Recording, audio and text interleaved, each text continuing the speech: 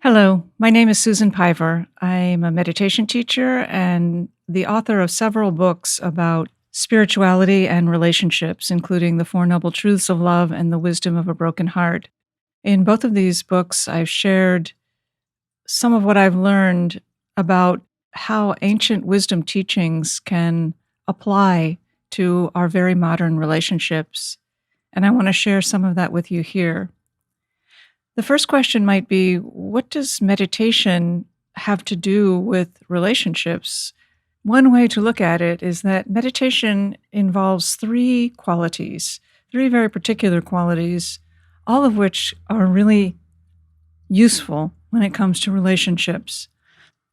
The first quality we could call precision. In meditation practice, there's a very particular technique involved. We will examine that technique actually in the next session. And basically, you sit down, you place your attention on your breath, and when it strays, you bring it back.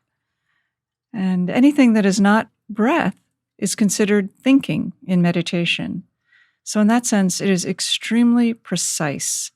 Focus on breath, let everything else go. And we cultivate the quality of concentration and focus and what is called mindfulness, very handy. The second quality could be called openness, because during meditation, you may have all sorts of thoughts, all sorts of feelings, all sorts of sensations. None of those are considered problems. The idea is not to cease being a human, one who has thoughts and feelings and sensations, but instead to notice them, to allow, to open to your experience, to open to who you are. And cultivating the capacity to open to what is of course, extremely salient when it comes to love relationships, because without the quality of openness, the only person we'll be talking to is ourselves. And the third quality that is a part of meditation practice could be called letting go. You have thoughts, you have feelings, you have sensations because you're a person. That's cool, no problem. There's no effort to stop that or moderate that. However, when you notice that you are absorbed in one of those things rather than focused on breath, you just let go.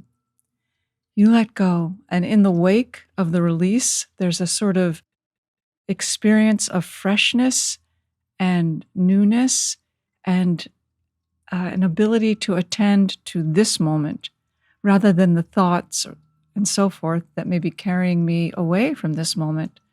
So letting go is also very handy in relationships, because when it comes to experiencing love, opening ourselves to it, being brave enough to feel it, and including all the fears and all the hopes that are very natural and human, it really helps to be able to let go of what we think may be happening or fear is happening, to pay attention instead to what is happening.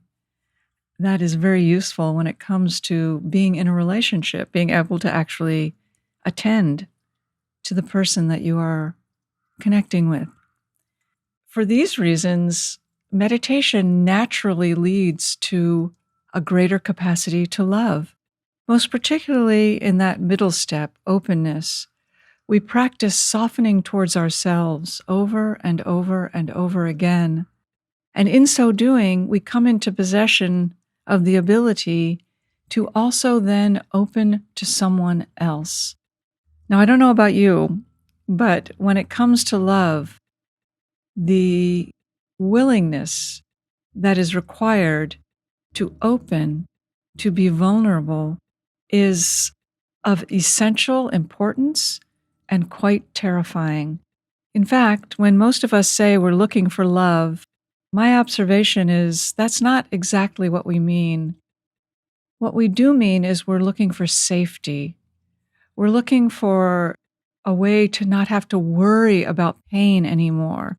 We're looking for a kind of cozy home where we can stop fearing emotional hurt.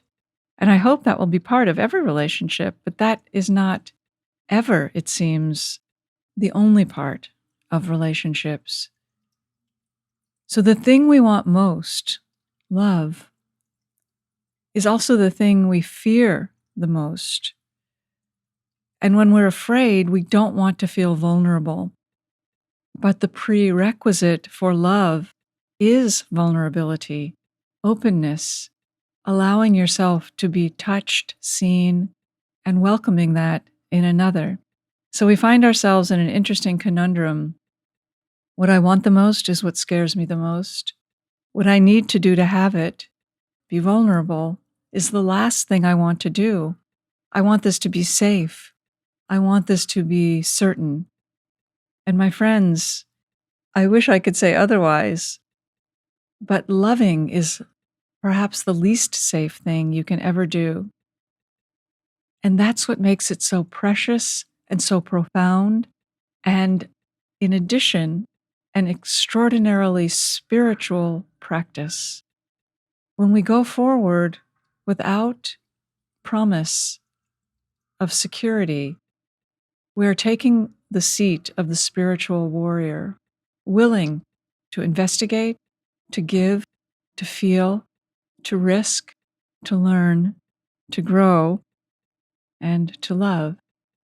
So it turns out that spiritual practice is not just useful when it comes to being in a loving relationship. In fact, it is required.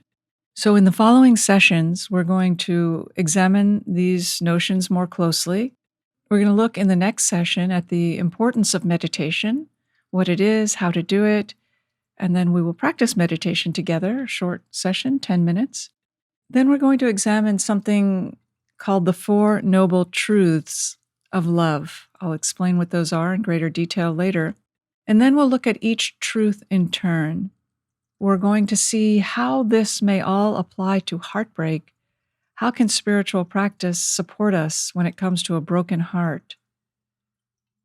And finally, I'll offer some loving kindness meditations that you can do that I have found deepen and strengthen your ability to love, to give, to receive in times when you are alone, when you're falling in love, when you're in a long-term relationship, and when love seems to have vanished. It is my deepest aspiration that you will find these teachings and practices helpful in your journey to live in love itself.